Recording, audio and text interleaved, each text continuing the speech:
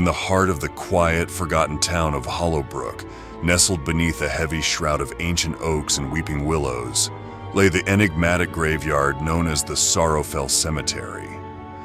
It was a place where time itself seemed to stand still, where the tombstones told tales of long-lost lives, and where an old man named Silas Dunham found his solemn purpose. Silas had been the keeper of Sorrowfell Cemetery for as long as the townsfolk could remember. He was a man of few words, known more for his haggard appearance and somber demeanor than his conversations. His hair had turned a ghostly silver, and his eyes held a deep well of sorrow. The cemetery was said to be haunted, plagued by eerie apparitions and strange occurrences that sent chills down the spines of those who dared enter its shadowed gates. The townsfolk told tales of spectral figures that roamed among the tombstones, their mournful cries carrying on the wind. Silas had heard the tales and the ghostly stories, but he paid them no mind. He had been the guardian of the sacred ground for far too long to be frightened by such rumors. To him, the graveyard was a sanctuary, a place of reflection and remembrance. Every night, as the sun dipped below the horizon and the first shadows of twilight painted the sky, Silas would light a solitary lantern and make his way through the cemetery's winding paths. He checked each gravestone, ensuring that the eternal residents rested in peace. The townsfolk often wondered why Silas had chosen to remain in his morose occupation for so many years, but Silas never spoke of his past or the reasons that had brought him to Sorrowfell Cemetery. He was a man of silence and solitude, content in his unspoken responsibilities. One particular autumn night, as the moon hung low in the sky and a dense fog crept over the graves, Silas noticed something peculiar. A faint murmur seemed to echo through the mist, carried on the wind. It was a hushed sound, like the collective voice of the restless dead.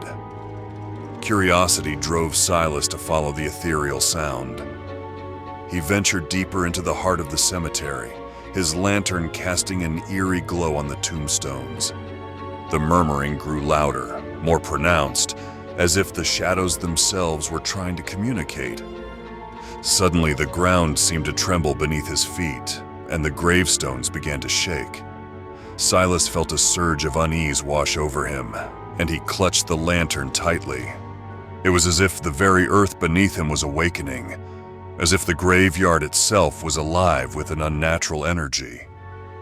The haunting shadows coalesced into a swirling mist that enveloped him, obscuring his vision.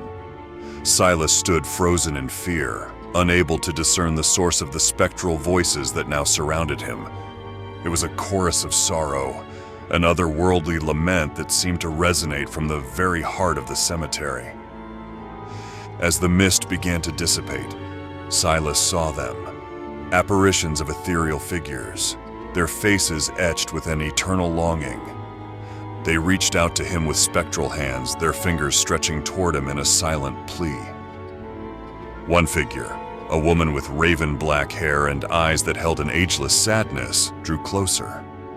Her voice was a haunting melody as she spoke to Silas, her words filled with an otherworldly wisdom.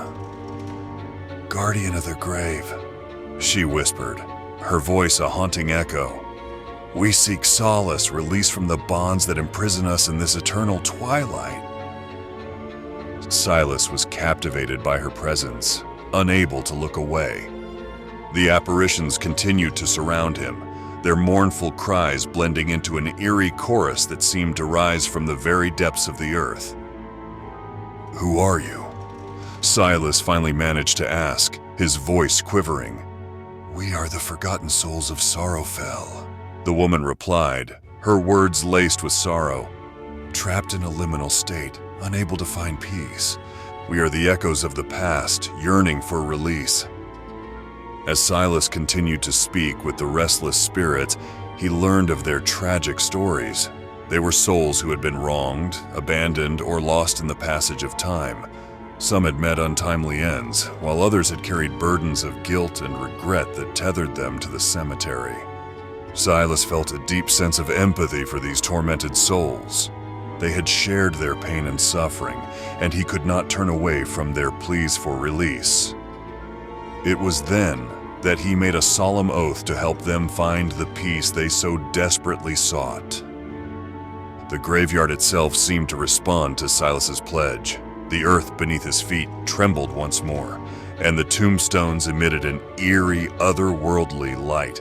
The spirits swirled around him, their voices rising in a mournful crescendo. With newfound determination, Silas set out on a quest to uncover the secrets that bound the souls of Sorrowfell Cemetery.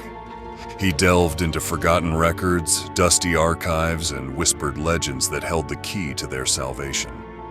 Every night, he would share his findings with the restless spirits, providing them with a glimmer of hope.